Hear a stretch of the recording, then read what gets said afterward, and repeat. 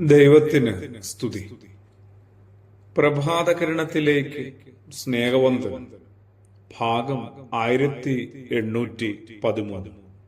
ഇന്ന് ഡിസംബർ മാസം 17-ാം തീയതി. ഈ ആണ്ടിലെ 352-ാമത്തെ ദിവസത്തിലെത്തി. ഇനി 14 ദിനങ്ങൾ കൂടിയാണ് ഈ ആണ്ട് കഴിയാനായിട്ട്. യോസേപ്പ് പിതാവിന്റെ ഒപ്പം തന്നെയായിരുന്നു കഴിഞ്ഞ പുലരിയിലും. അതിന് ഒരു തുടർച്ച തന്നെയാണ് ഇന്ന്. വിശുദ്ധനായ മത്തായി ശ്ലീഹായുടെ സുവിശേഷത്തില് വിദ്വാൻമാർ വീട്ടിൽ വരുമ്പോൾ യൗസേപ്പിനെ കുറിച്ച് പരാമർശമൊന്നും കാണുന്നില്ല.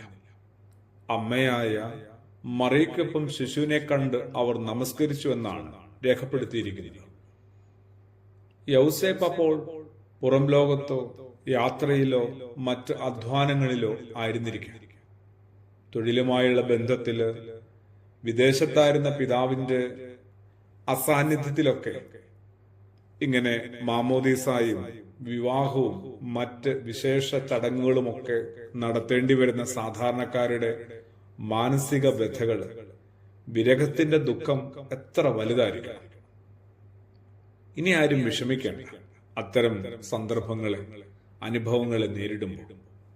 യൗസേപ്പ് കുടിയേറ്റക്കാരായ തൊഴിലാളികളുടെയും പ്രതിനിധിയാണ്.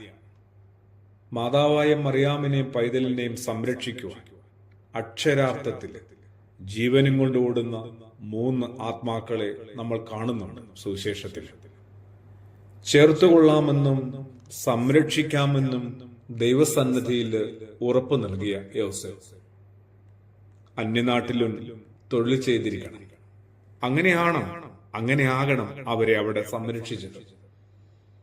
മിസ്രൈമിന്റെ അടിമത്തം വീണ്ടും ഓർത്തെടുത്ത യോസേഫ് തന്റെ മുൻ തലമുറക്കാരനും പൂർവ്വപിതാവായ യാക്കോബിന്റെ മകനും മന്ത്രിയുമൊക്കെയായ യൗസേപ്പിനെയും ഓർത്തു കാണുക. അദ്ദേഹത്തിന്റെ സുഹൃതങ്ങളെയും പ്രവർത്തന മേഖലകളെക്കുറിച്ചും ചിന്തിച്ചിട്ടുണ്ട്. എന്നാൽ വീണ്ടും നസ്രയത്തിലേക്കുള്ള മടക്കം. ഒന്നും സമ്പാദിച്ചിട്ടുണ്ടാവില്ല. സമ്പാദിച്ചതെല്ലാം വിട്ടുപോകാനുള്ള മനസ്സും കാണിക്കും. ദൈവമേൽപ്പിച്ച ഭാര്യയും മകനെയും കൂട്ടി നസ്രയത്തിലേക്ക് യാത്രയായി അവിടെ വീണ്ടും തന്റെ പണിശാലയിൽ പ്രവേശിച്ചിട്ടുണ്ട്. പറഞ്ഞു വരുന്നത്, ദൈവമേൽപ്പിച്ച ഉത്തരവാദിത്തങ്ങളൊക്കെ പറ്റാവുന്നത്രയും ഭംഗിയായി, പൂർണ്ണമായി, ആത്മാർത്ഥതയിൽ, സമർപ്പണ മനോഭാവത്തോടുകൂടി ഈ ഭൂമിയിൽ നിർവഹിക്കാമോ?